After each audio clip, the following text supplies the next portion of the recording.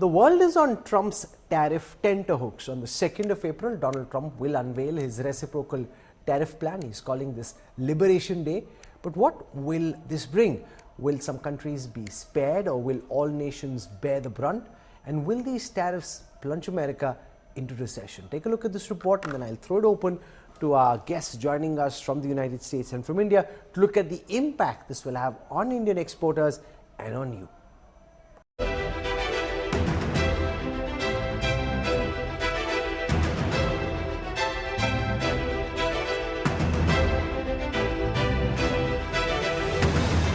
Donald Trump's reciprocal tariffs are coming. April 2nd, dubbed by Trump as Liberation Day, is when he will unveil his long-planned reciprocal tariffs. Hours before the deadline, the US president declared that tariffs will be applied to all nations.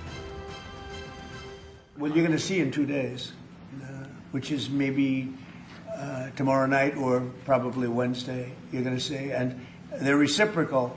So whatever they charge us, we charge them, but we're being nicer than they were. We have a lot of countries, friend and foe. I always say friend and foe, but the friend in many cases is worse than the foe. They took advantage of us, and we are going to be very nice by comparison to what they were. While India has adopted a cautious approach, emphasizing vigilance and adaptability, the US president has said that he expected India to reduce tariffs significantly.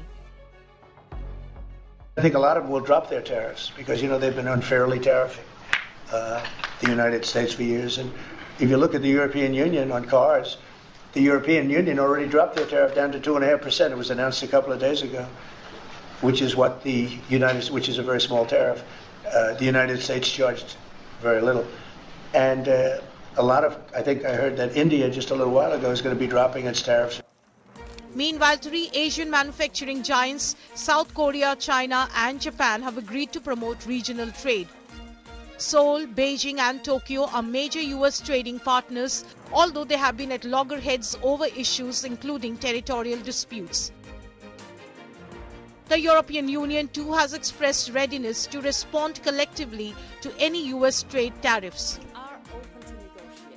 Europe has not started this confrontation. We do not necessarily want to retaliate, but if it is necessary, we have a strong plan to retaliate and we will use it. Mexico has announced plans to implement retaliatory tariffs on US goods. Canada has responded defiantly, announcing retaliatory measures, including 25% tariffs on $155 billion worth of US goods. The world is bracing for trade wars as Trump looks to upend American trading partnerships. Bureau Report, India Today. Hours before American President Trump announces his reciprocal tariff plan, a new American report has flagged Made in India and some other Indian policies as non-tariff barriers. It has also highlighted issues around restrictions on foreign direct investment in sectors like retail commerce and banking. Hours ahead of US President Donald Trump's 2nd April deadline to impose reciprocal tariffs, a report by the Office of the United States Trade Representative has spotlighted numerous barriers India imposes on US exports, investment and digital trade. And a car isn't, those parts are not going to be taxed or tariffed. Released on Monday, the 2025 National Trade Estimate Report on Foreign Trade Barriers gives a detailed assessment of restrictive measures and sets the stage for possible reciprocal tariffs on India, along with most nations across the globe. India, according to the report, maintains some of the highest tariffs among major global economies. India's average most favoured nation tariff rate was at 17% in 2023, with agricultural products averaging a steep 39% and non-agri products attracting an average 13.5%. The report cites high applied tariffs on a wide range of goods, including vegetable oils at 45%, apples, corn and motorcycles at 50%, automobiles and flowers at 60%, natural rubber at 70%, coffee, raisins and walnuts at 100%, and alcoholic beverages at 150%. In addition, the USTR says that India changes tariffs unpredictably, creating a volatile environment for US exporters. Beyond tariffs, the report identifies a range of non-tariff barriers which it says further compound trade difficulties. This includes restrictive import licensing, limitations on remanufactured goods and used medical devices, and arbitrary quantitative restrictions on products like pulses and boric acid, complex custom procedures, inconsistent regional application of rules, and valuation disputes. In the agricultural space, sanitary and phytosanitary measures remain a flashpoint. The report criticizes India's non-science-based rules for dairy, grain and genetically modified feed certification. Market access remains blocked for genetically engineered products, distillers' dried grains with solubles and alfalfa hay. India's strict pest controls and fumigation requirements, particularly methyl bromide treatment, are described as unnecessarily burdensome and inconsistently applied. The USTR also raises alarms over technical barriers to trade, pointing to India's growing reliance on mandatory compliance with Bureau of Indian Standards regulations across diverse sectors such as chemicals, electronics and telecommunications, adding that these standards are often enforced with limited stakeholder consultation and short transition periods, placing disproportionate burdens on foreign firms. Additionally, intellectual property rights continue to be a sore point, with India consistently a part of the USTR priority watch list. In services and investment, the USTR cites FDI limits in sectors such as retail, banking and legal services, which put foreign firms at a disadvantage. US concerns also center around India's IT rules, which place personal criminal liability on platform employees and lack clarity. And politically motivated content takedowns are also flagged as disruptive to digital trade. Frequent internet shutdowns and politically motivated content takedowns are also flagged as disruptive to digital trade. The report further highlights India's agricultural subsidies, especially through the minimum support price program, which incentivizes overproduction and distorts global markets. With reciprocal tariffs under discussion, these findings may soon have real-world implications for US-India trade relations. Bureau Report, Business Today Television. So what is President Trump most likely to do? What impact will this have on Indian exports and on the Indian economy? Is Donald Trump likely to lead America into recession? What impact does that have on global growth? To talk about the most important conversation of the moment, I'm joined on this broadcast by a distinguished panel. I want to start by introducing Professor Andrew Latham. He's a distinguished scholar of the political economy at Macalester College. I have Shankar Iyer, well-known expert on the economy, an author. I have Sandeep Vempati joining us. He's an economist who works very closely in different capacities with the government of the day. We have with us P.N. Vijay. He's an investment banker, again very closely plugged into the BJP network and provide us a thinking of what's happening and how India Inc. and the government is looking at what's at play. One of India's foremost economists, Ajit Ranade, joining us as well. So let's get started. I want to ask Professor Latham first, your best sense of what Donald Trump is actually likely to do in what he calls Liberation Day when he does that big tariffs press conference. Well, there's a couple of spaces I don't ever want to inhabit, and one of them is Donald Trump's mind. It's hard to say, even at this late date, exactly what he's going to do across the board or on a country-by-country basis. I'm hopeful for India in that there may be trade talks, serious trade talks, that will lead to some exemptions and whatnot. less hopeful for countries like Canada, which I think are simply going to get hammered. Liberation Day is a crazy label for this because it implies that all of these jobs, all these firms, all these factories, all these farms are going to relocate to the United States to get behind this tariff wall. And that's just crazy. That bears no relationship to the real world of economics. So we have to just wait and see. As I said, I'm hopeful. If these tariffs do go up against India, for example, it's going to be really problematic for certain sectors, especially agriculture. Less so on the industrial side, I think. Shankar Iyer, what Donald Trump throws India's way and the way of the rest of the world, we don't know the specifics of. But what we know is that tariffs are coming and exemptions, at least initially, are unlikely. That's what the team around Trump has been communicating to the outside world. What's your best sense at this moment of what India should expect and how should India react? Well, Rahul, for some reason, there is a belief across the markets and particularly in India that it's a one-day event. I think this is just the premiere, whereas people are thinking this is a finale. So April 2 is not the finale, it is the premiere of a series of episodes that will follow. On the India side, I think the best hope that they can have is that the promise of bilateral trade agreements, economic cooperation agreements, will sort of put some amount of buffer between the hit that India might otherwise take.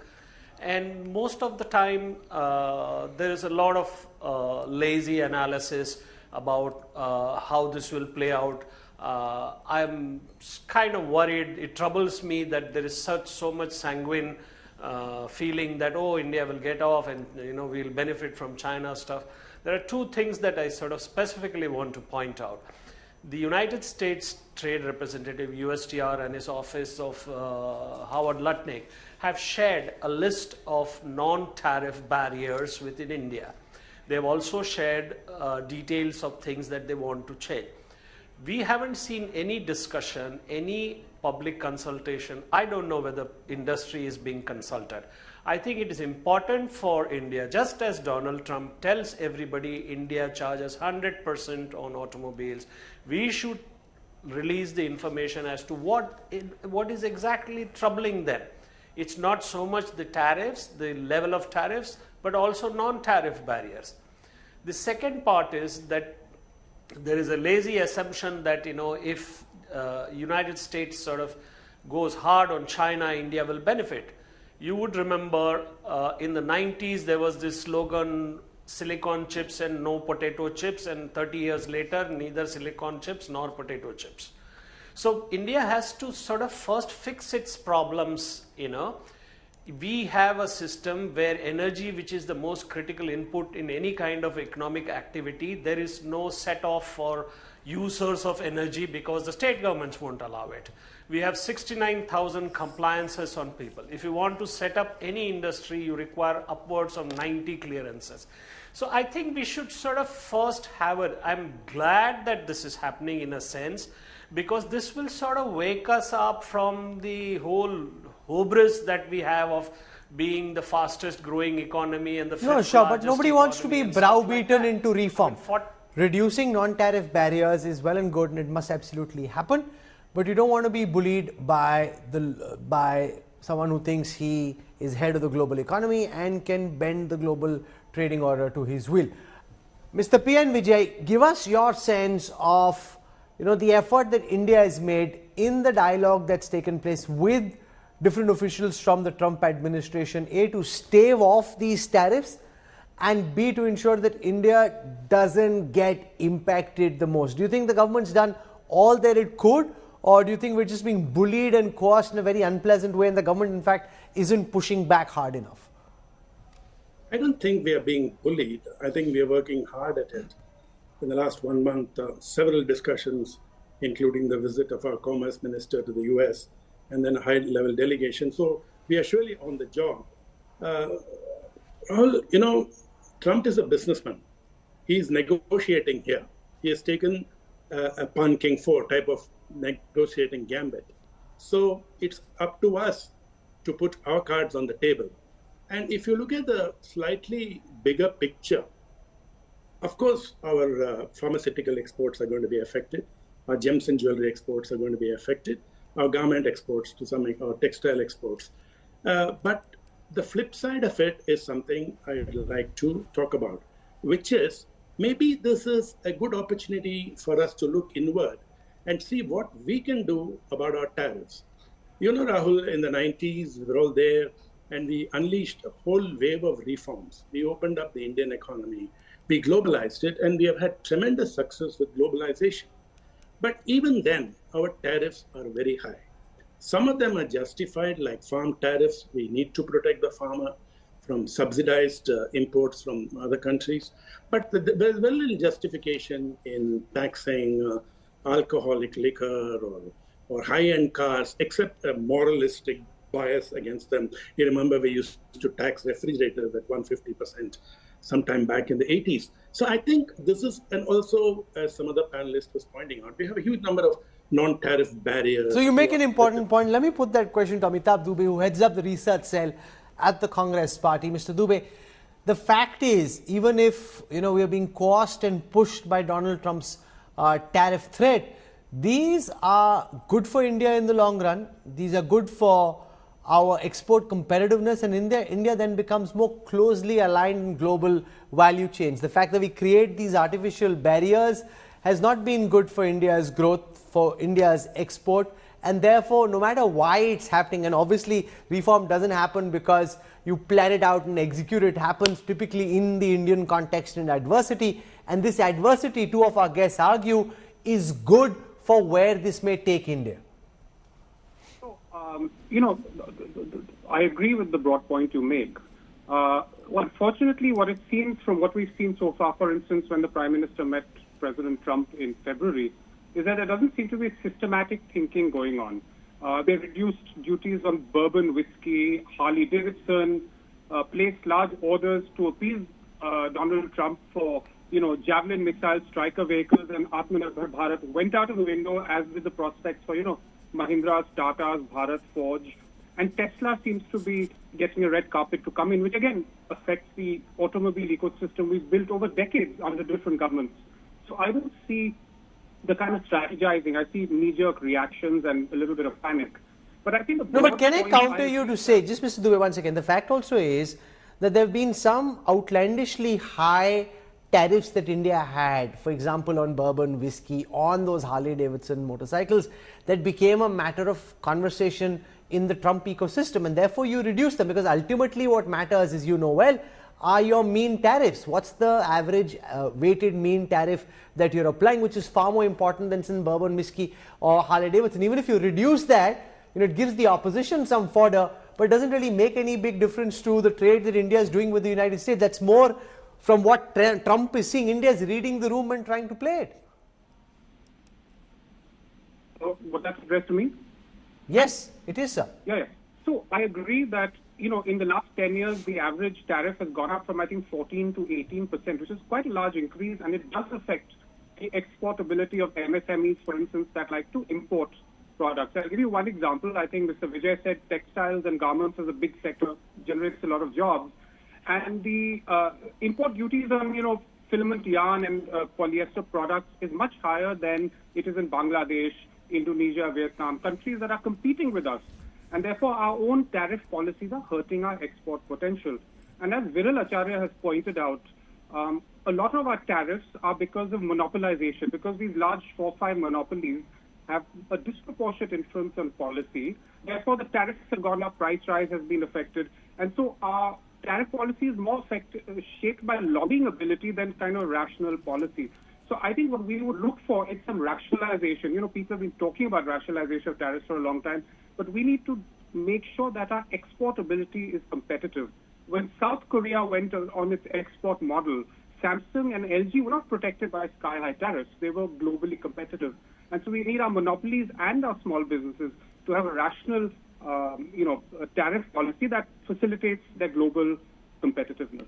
Okay. Ajit Ranade, do you agree with this charge that in India, tariffs have been built in a way over the past 2 terms of the Modi government to help what the government thinks of as national champions. And this push, whether it is because of Tesla, and even if BYD benefits and others benefit, will actually make things better for the Indian consumer at the end of the day, which is what everyone watching at this time should really appreciate. I think the Trump pressure on tariff reduction is net good for India, because in the last 4 or 5 years, as the earlier speaker said, our tariffs have drifted upwards. Actually, the progress from 1991 was progressively coming down, tariffs were coming down, and our target was to reach ASEAN levels. But since 2015, they've gone up by 4 to 5% on average, in some cases even higher. And the reason given for that was to help Make in India program or help the production link incentives, added incentives for this domestic production. But that really hasn't worked, and that's not the right strategy. Actually, we have to be globally competitive. It's Make in India, but not make for India alone, make for the world. So we have to be competitive. So I think, and also remember, the number 1 and number 2 exports out of India are software services, about $250 billion, and remittances, $129 billion. So these 2 items we have to protect and nurture. And as was said, in items like man-made fiber, our competitiveness of exporting garments to the world has been hampered by the inverted, strange duty structure for inputs, and therefore countries like Bangladesh, Vietnam, and Sri Lanka have gone ahead Let of us. Sandeep Vempati respond to Amitabh Dubey's charge that the reaction from the government betrays panic. It seems knee-jerk. Instead of thinking this through, we are trying to tick some boxes, reducing taxes on Harley Davidson, reducing taxes on bourbon whiskey. It's almost as if we are responding to pressure from Trump and responding to the headline and trying to do headline management. Let Sandeep Vempati respond to that. Rahul, if you look at the data from 16-17 about our trade with the US, the trade actually, in fact, the imports from US increased by 228%, whereas the exports to US decreased by less number compared to the imports from the US. So if you see that that the statement that it is a reaction to certain things, I think it is not the case as the trade data shows for the last 7-8 years. So that's one thing. The second thing that you would see is that if you look at the joint leader statement of both the President Trump and the Honorable Prime Minister Modi, they said very clearly that the focus is to enhance the trade, deepen the value chain integration. At the same time, the exports on the India side, which is labor intensive, will be kind of promoted. At the same time, the industrial machinery sort of equipments will be kind of making its way to the India. So I don't think whatever the government has done in the recent past is a sort of response to anything, but the structure and the response that the government will take with respect to the US Trump's tariffs will be purely based on the joint leader statement, and that is not what should I say? It is something that the guiding statement for both the countries to participate. Professor Latham, the last time America pushed for protectionist tariffs was in 1930, and that time it worsened the recession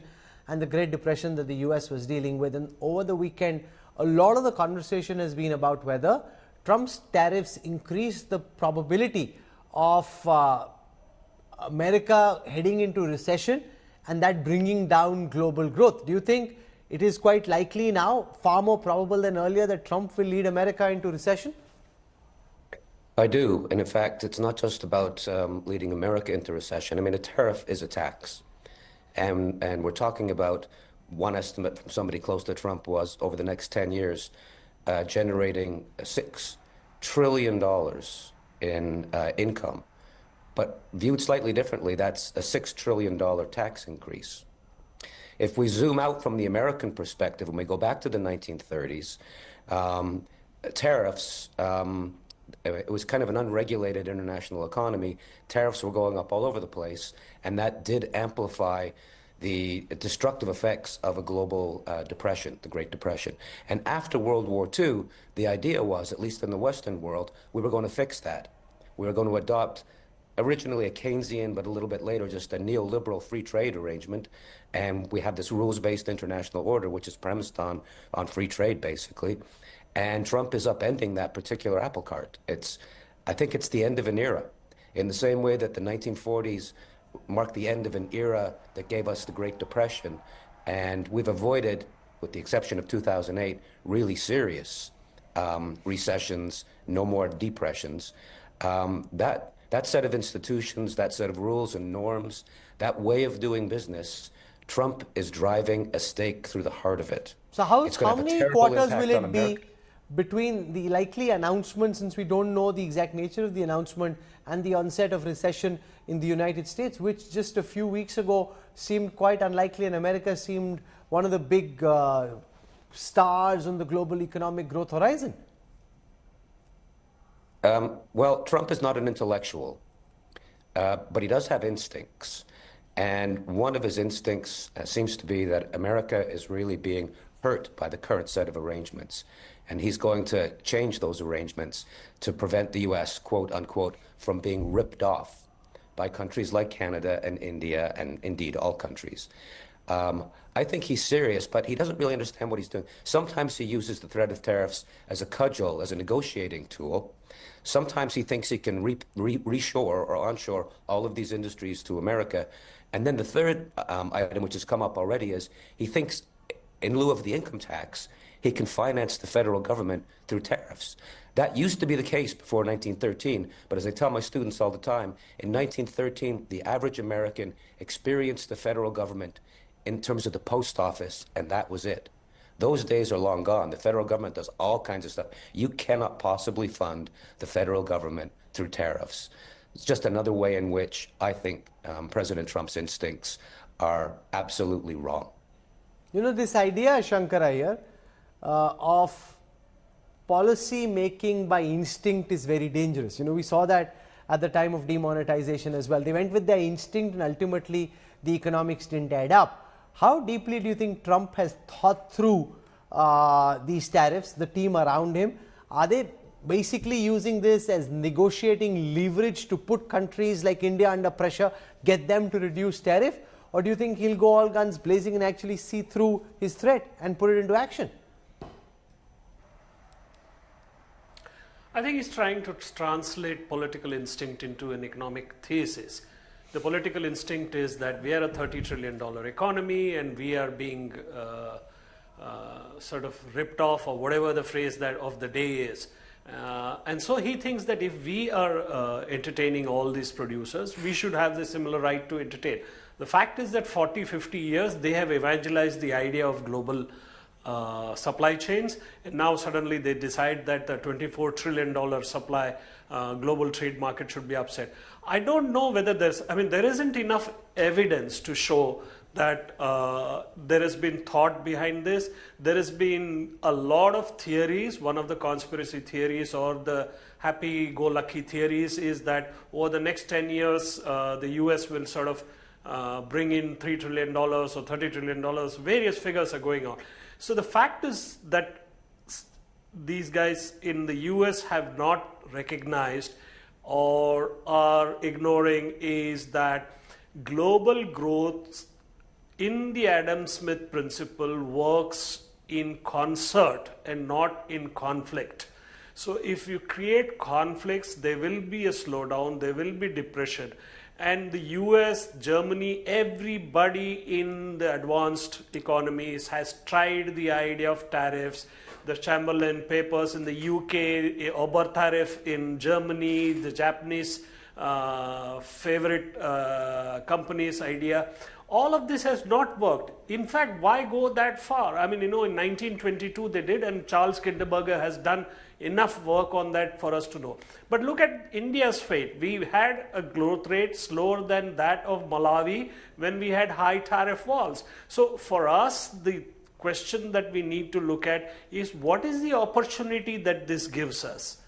I have my worry is that we are not thinking deep enough about how the global impact of Trump's tariffs. For instance, if he goes hard on China and China starts dumping, or China drops its currency, or they form a new group. 4 days back, there was a BAO conference in Beijing where Japan, China, and Korea have arrived at some ideas to collaborate.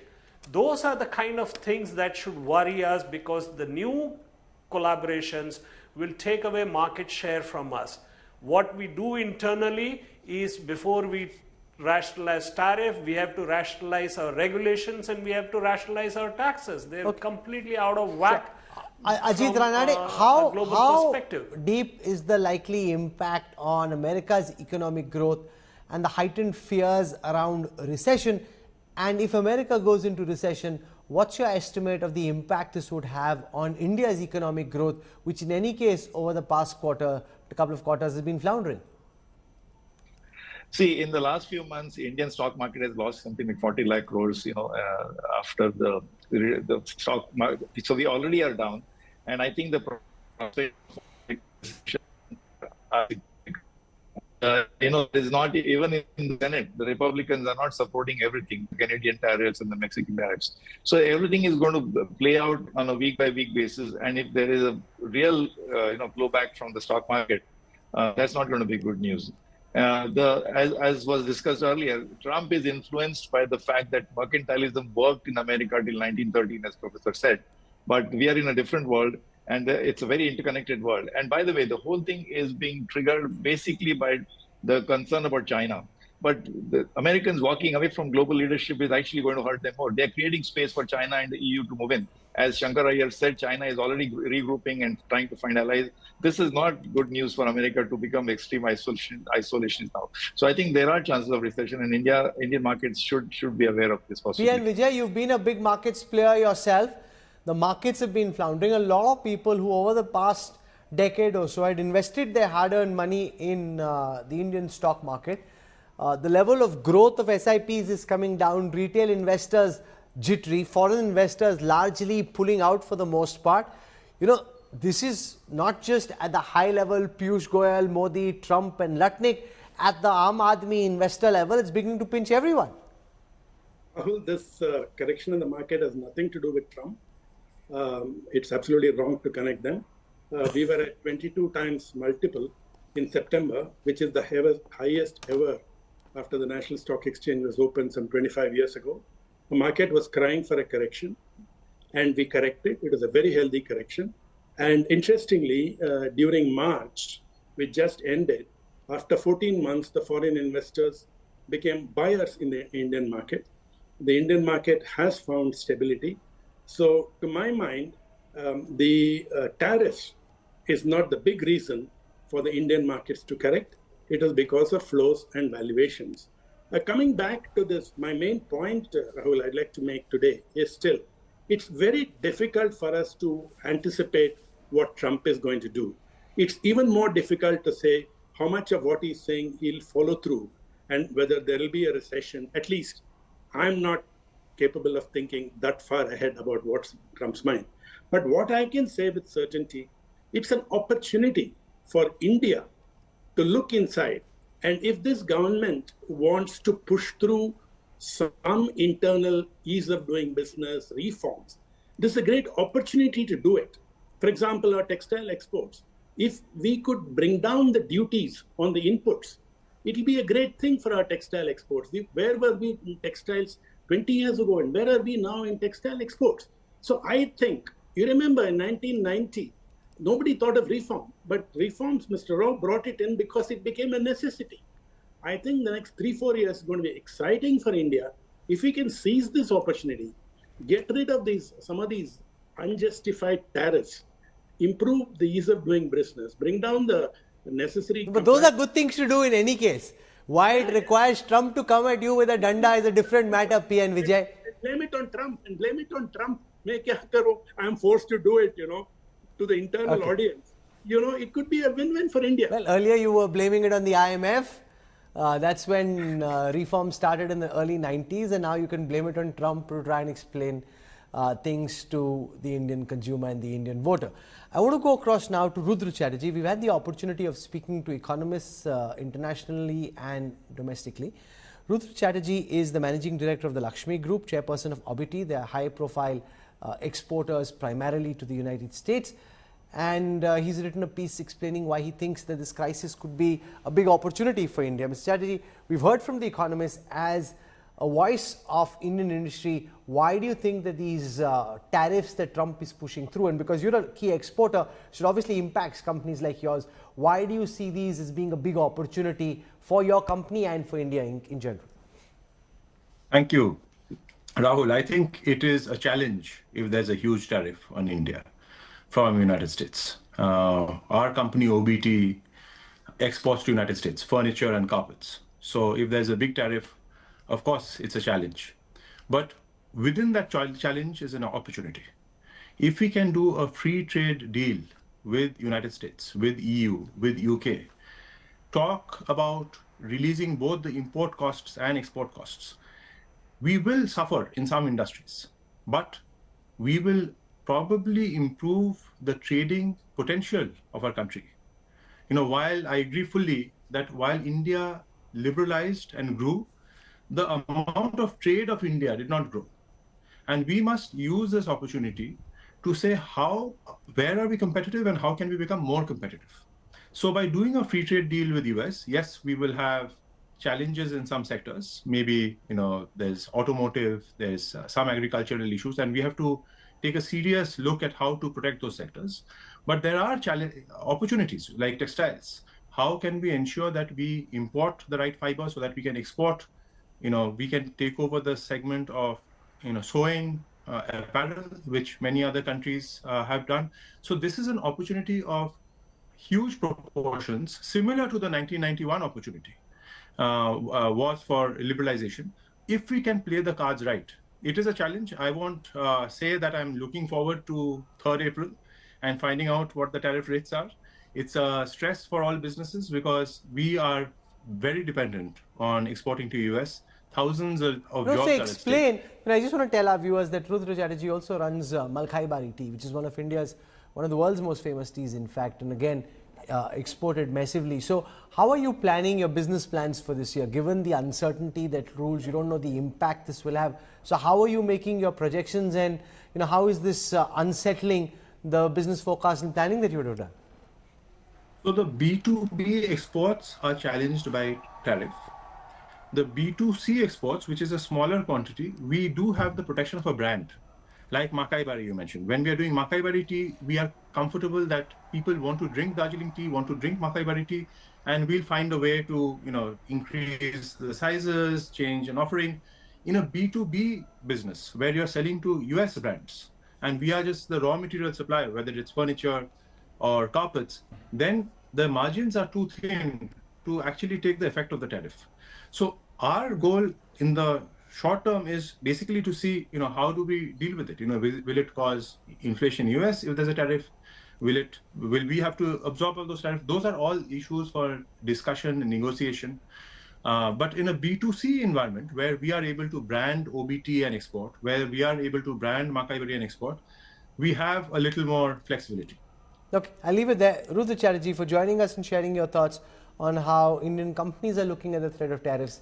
Thank you very much. I want to come back now, Amitabh Dubey, to the point that PN Vijay was making, and also the point that Rudra makes, that this is an opportunity. So instead of getting into a siege mentality, instead of just saying, why have they reduced bourbon taxes or taxes on Harley Davidson, look at this as an opportunity. Ultimately, that's how Manmohan Singh in the 1990s, along with Narasimha Rao, was able to push reform through. It didn't happen because they planned it out perfectly. It happened because there's a crisis and they responded to the crisis, which is the way all reform typically tends to happen in India, unfortunately. So I agree that with many of your panelists that this is in a way an opportunity for us to have a more rational tariff policy, which has of course been rising in recent years. But there's one difference between the reforms of 91 and the situation where we find ourselves. Robert Lighthizer, who's the previous trade representative in the Trump 1.0 government, in his book said the following: when I was in negotiations with Indian officials, I kept a copy of the biography of each of the country's billionaires on my desk. In predicting Indian government policies, I would look to the interests of these men. So this is a very different political economy we're operating in. So my hope is that the government goes beyond the political economy it's been operating in, of cronyism and power concentration, and actually looks at the competitiveness of the Indian economy. This also means that you make sure that your farmers, because agricultural tariffs could well be cut sharply, that you protect the interests of the farmers, you make sure that the ecosystems you've built of automobiles, pharmaceuticals over many years are protected.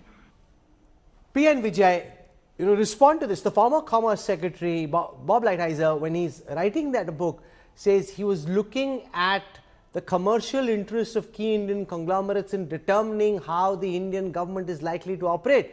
Now, well, of course, the Indian government will deny that being true, but the fact is, if that's how the US Commerce Secretary saw it in his mind, that's a pretty damning indictment of how the negotiator on the other side of the table thought you were operating.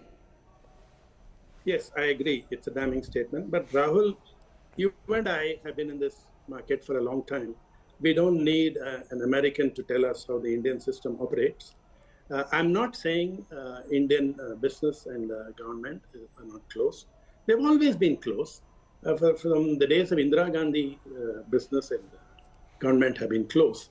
But if you see statistics, if you see the growth of Indian companies, I don't think there is enough evidence to suggest that there has been any uneven.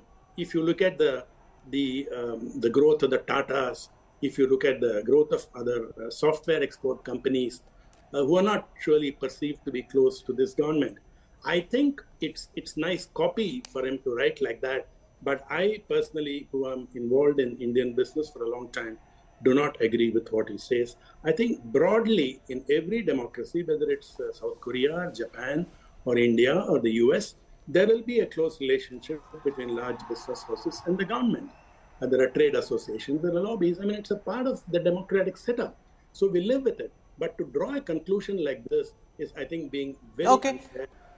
So we've heard and said everything that could be discussed before Donald Trump announces these tariffs. As the American economist on the show said, it's impossible to get into Trump's mind and therefore we won't even try. But what's very clear is that the American president could be leading the American economy into recession and creating counter blocks which will ultimately be deeply hurtful to the long-term interests of the Indian economy. From India's perspective, of course, there's short-term turbulence, but there could be a long-term opportunity. And I think the key is to see the extent to which the Indian policymakers are able to create those long-term opportunities for the Indian economy to make us more competitive as an exporter destination.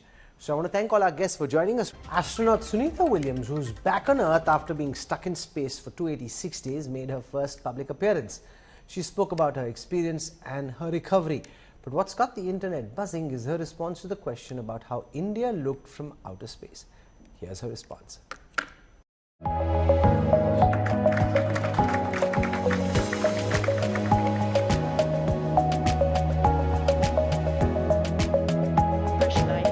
Space girl Sunita Williams speaking out for the first time after the 286-day space sojourn, explaining how it was like being back in gravity and getting back to things and people she loves. I'm back.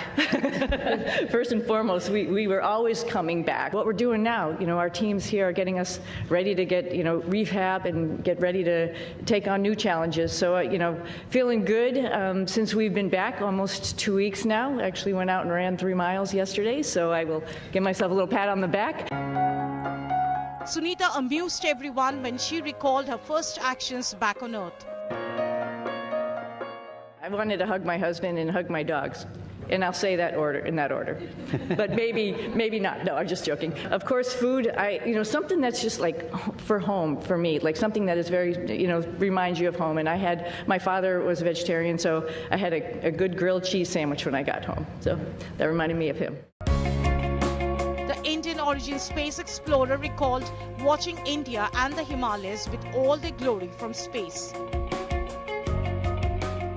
India is amazing. Every time we went over the Himalayas, and I'll tell you, Butch got some incredible pictures of the Himalayas. Just amazing. I think when you come from the east going into like Gujarat and Mumbai, the fishing fleet that's off the coast there gives you a little bit of a beacon that here we come. And then all throughout India, I think the impression I had was it was just like this network of lights from the bigger cities going down through the smaller cities. Just incredible to look at night. I think for sure I'm going to be going back to my father's home country and visiting with people. Sunita, who was holed up in space with fellow astronaut Butch Wilmore, was optimistic about snag-ridden Boeing Starliner. The spacecraft is really capable. It is a great spacecraft, and it has a lot of capability that other spacecraft don't have. And to see that thing successful and to be part of that program is an honor. Certainly there's responsibility throughout all the programs, and certainly you can start with me. Responsibility with Boeing? Yes. Responsibility with NASA? Yes.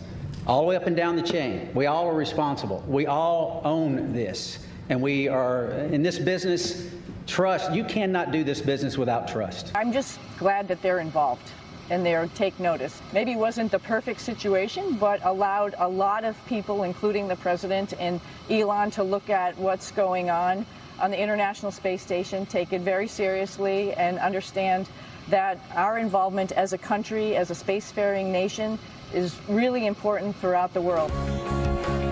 The astronauts had a personal thank you note for President Trump and SpaceX founder Elon Musk for the return flight to Earth. Bureau Report, India Today. This is where we wrap up the NewsTrack tonight. For your time and your trust, thank you very much. I look forward to seeing you at 8 p.m. tomorrow evening. Till then, from all of us here, goodbye, good night.